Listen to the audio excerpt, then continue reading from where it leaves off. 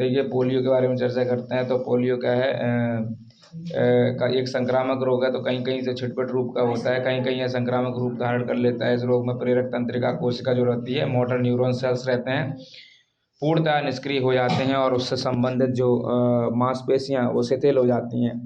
इसमें मुख्य रूप से एक या दोनों पैरों में पक्षाघात का प्रभाव पड़ सकता है। इस रोग के कारण बच्चा जीवन भर के लिए विकलांग बन जाता है। यह रोग एक क्षणिक योग तंत्रिका जन्य विषाणु यानी बात करें तो फिल्ट्रोविल या न्यूरोट्रॉफिक वायरस के शरीर में प्रविष्ट हो जाने से हो जाता है। यह रोग 2 से 5 वर्ष के बच्चों में होता है। इसके अंतर्गत स्पाइनल कार्ड के अग्रिम हार्न सेल में डीजनरेटिव चेंजेस होते हैं, जिसके कारण मोटर न्यूरॉन सेल्स पूरी तरीके से निष्क्रिय हो जाती हैं। उससे संबंधित मांसपेशियां शिथिल हो जाती हैं। रोग अधिकतर गर्मी वाली ऋतु यानी ग्रीष्म ऋतु में फैलता है, लेकिन छुटपुट रोगी पूरे साल रहते ही हैं, ऐसा होता रहता है। बात करें तो दरिद्र और गंदे जो बालकों में जो मलिन बस्तियां हैं, वहाँ पर काफ़ी ये रोग फैलता है, तो वहाँ पर ज़्यादा अधिक मात्रा में है। इसके प्रारंभिक लक्षणों में जो ज्वर यानी सिर दर्द, शरीर में दर्द, गले में कष्ट आदि लक्षण दिखाई देते हैं। ये लक्षण प्रारंभिक रूप में जुकाम के लक्षणों के रूप में दृष्टिगोचर होते हैं। आंतों में इसके दुष्परिणाम से वमन, अतिसार, मलावरोध आदि लक्षण दिखाई देते हैं। प्रारंभ में खांसी होती है, मतलब ज्वर यानी बुखार हो जाएगा, 102 से 103 डिग्री तक रहता है, जो 2-3 दिनों में स्वतः शांत हो जाता है। इसके बाद तीव्र शिरशूल अथवा तंद्रालुता रहती है। रोगी उदासीन दिखाई देता है और तथा स्पर्श और प्रकाश को सहन नहीं होते हैं। कमरे तथा ग्रीवा की मांसपेशियां जो रहती हैं उनमें स्तंभित दिखाई देते हैं। इसके बाद मूत्राघात और पक्षाघात के लक्षण दिखाई देने लगते हैं, जो कि रोग के प्रारंभ होने के दूसरे, तीसरे, चौथे या 5वें दिन से प्रारंभ होते हैं।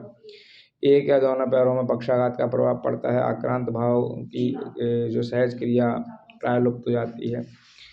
अंगवत से पूर्व पोलियो का रोग निर्णय एक कठिन कार्य है, परंतु ज्वर की अवस्था में अधिक बेचैनी और पेशियों में वेदना हो तो इस रोग का संदेह करना चाहिए। पोलियो बेहोशी जैसी अवस्था पाई जाती है, साथ ही जो मेनिंजियल संबंधी चिन्ह भी पाए जाते हैं।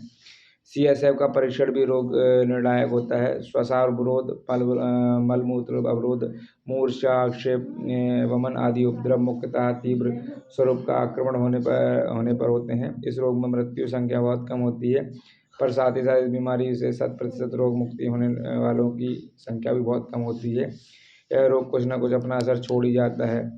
रोग का संदेह होते ही रोगी को स्वतंत्र कमरे में मुलायम बिस्तर या सख्त तख्त पर आराम से रखना चाहिए। जिस आसन में रोगी को आराम मिले उसी में विश्राम करने देना चाहिए।